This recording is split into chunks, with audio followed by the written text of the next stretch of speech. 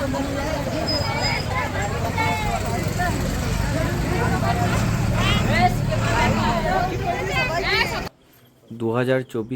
বাবা বর্ধমানেশ্বর জলযাত্রায় আপনাদের সকলকে স্বাগত জানাই।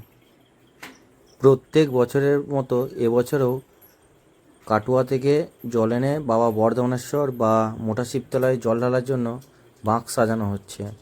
তো আপনারা পুরো ভিডিওটা দেখুন এবং ভিডিওটার সাথে জুড়ে থাকুন, অনেক কিছু দেখতে পারবেন এবং বাঁকটি কীভাবে সাজানো হচ্ছে বা বানানো হচ্ছে পুরো ভিডিওতে দেওয়া আছে।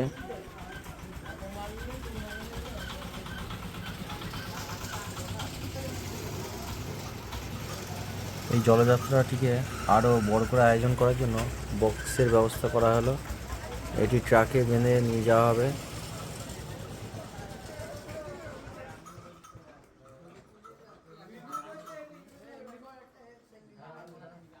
আগের বছরও আপনাদেরকে ভিডিওতে অনেক কিছু জিনিসপত্র দেখিয়েছি বাঁক সাজানো, তো এবছরও অনেক নতুন জিনিস এসছে বাঁক সাজানোর জন্য। তো আপনারা ভিডিও দেখুন, দেখাচ্ছি। এগুলো আগে ছিল, এখন নতুন আনা হয়েছে শিবের মূর্তিগুলি। চলুন শিবের মূর্তি দেখায় আপনাদেরকে। দেখুন শিবলিঙ্গ, এগুলো এবছরে নতুন আনা হয়েছে এবং নন্দী বিহীনজির মাথাগুলো আনা হয়েছে নতুন। সকাল থেকে বাঁক সাজানো হচ্ছিল, তো বৃষ্টির কারণে বাঁক সাজানো বন্ধ ছিল। তো আবার সন্ধ্যে থেকে বাঁক সাজানো আরম্ভ হয়েছে। আর বলে দিই আপনাদেরকে, অনেকজন কমেন্টে জিজ্ঞেস করে যে এই বাঁক সাজানোর জন্য যেসব জিনিসপত্রগুলো আছে কোথা থেকে আনা হয়। তো এগুলো প্রত্যেকটা জিনিসই কলকাতা থেকে আনা হয়, মার্কেট থেকে।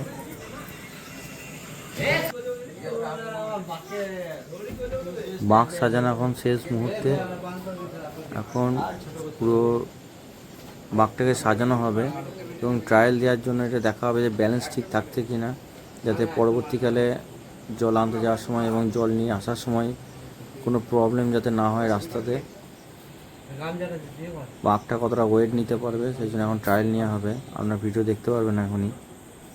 এখন পুরো বাঁকটি সাজানো হচ্ছে। বাঁকটিকে এখন খুব সুন্দর দেখতে লাগছে। বাঁকটি প্রায় লম্বায় 13 ফুট প্লাস ধরতে পারেন, অনেকটাই লম্বা আছে বাঁকটা।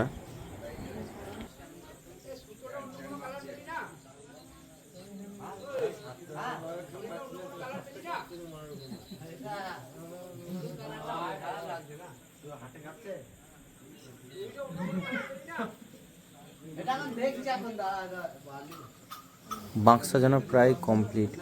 দেখুন কত সুন্দর দেখতে লাগছে। কলসির ওপরে শিবলিঙ্গগুলো খুব সুন্দর দেখতে লাগছে। দেখুন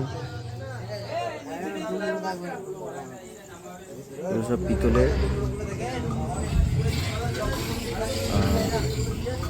যেটুকু বাকি আছে ফুল সাজানো, এটা সকালবেলায় যখন ফাইনাল সাজানো হবে তখন এই ফুলগুলো লাগানো হবে।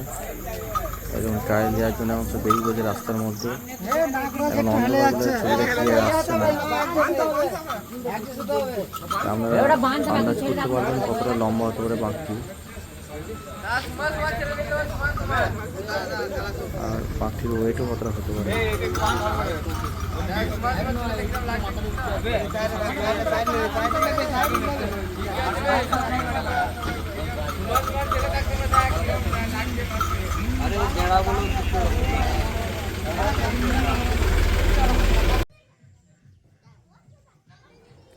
পরের দিন সকাল হয়ে গেছে এবং বাঁকটিকে মনসা মন্দিরের সামনে রাখা হয়েছে এবং যারা যারা যাবে সবাই এখন প্রস্তুতি হচ্ছে।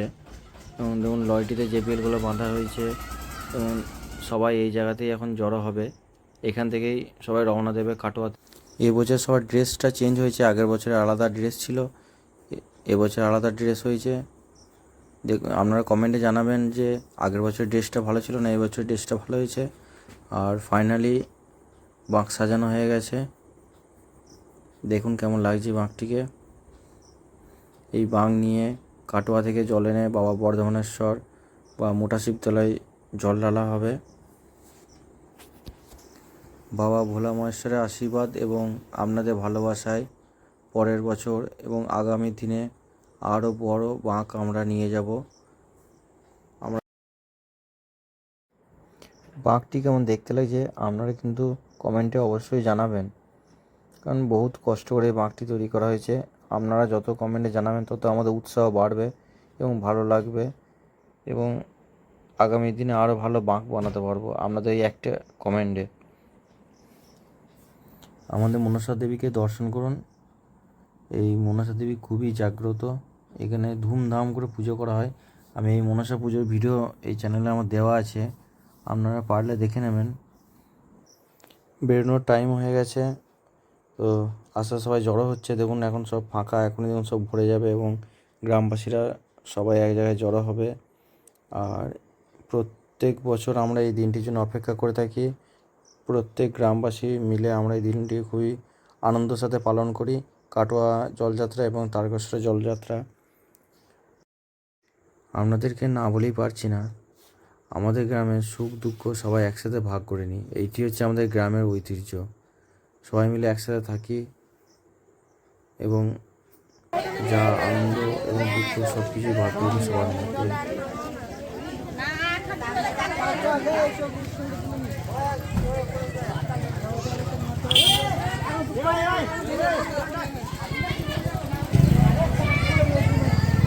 সবাই এখন ছুটি দিচ্ছে, খুবই ব্যস্ত। এবার সবাই গাড়িতে উঠবে, আমাদেরকে বুঝতে পারছেন।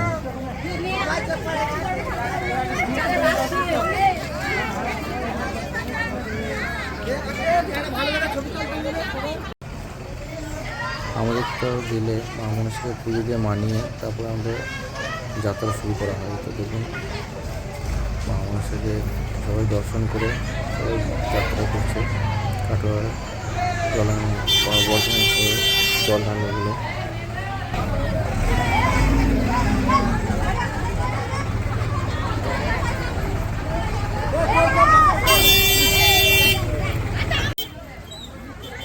বাঘটিকে এখন খুলে গাড়িতে করে নিয়ে যাওয়া হবে। এই অবস্থায় গাড়িতে যাবে না, বাঘটি সাজানো নষ্ট হয়ে যাবে। তো কাটোয়ায় নেমে বাঘটিকে সাজিয়ে কাটোয়া থেকে জল তুলে সবাই বর্ধমানের উদ্দেশ্যে আসবে। দেখুন বাঘটি এখন খোলা হচ্ছে।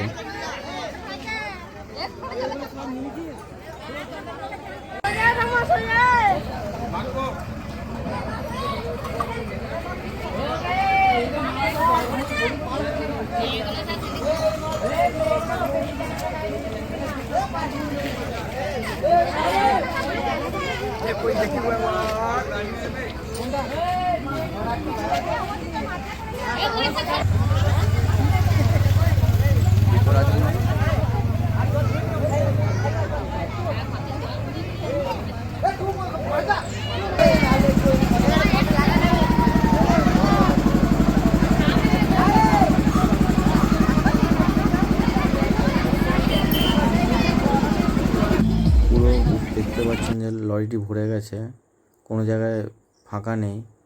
এর পরের বছরে আরও বড় লরি করা হবে এবং আরও গ্রাম থেকে যাওয়া হবে।